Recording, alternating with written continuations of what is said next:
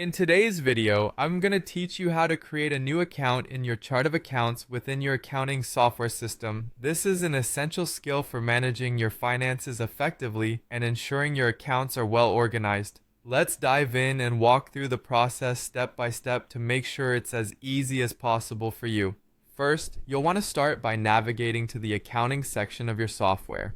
This is usually found in the main menu, often labeled clearly as Accounting. Once you're there, look for an option called Chart of Accounts. The Chart of Accounts is basically a complete listing of every account in your accounting system, where you can view, manage, and edit your existing accounts or add new ones as needed. Once inside the Chart of Accounts, you'll notice there's a button labeled New. This is where we'll begin the process of adding a new account. Clicking this button initiates the creation of your account.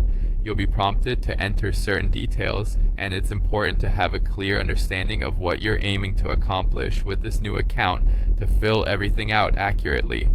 Now, you're ready to name this new main account. This part is pretty straightforward. Be sure to choose a name that clearly describes the activity or purpose of the account. It should be intuitive, not only for you, but for anyone else who may need to access the account in the future.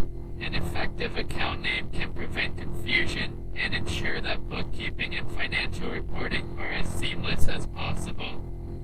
After naming your main account, if you intend to create a subsidiary account, there's an option you need to focus on, the Is Subaccount checkbox. By checking this box, you're indicating that this new account is not a standalone main account, but a sub-account under an existing parent account.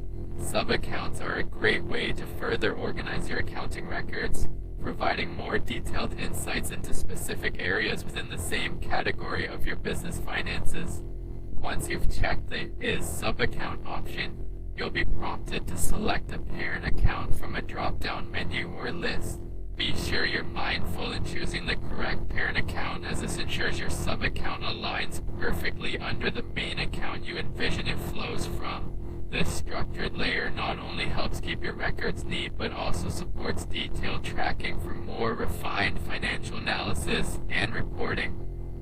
After completing all these steps, it's vital to save your new account settings.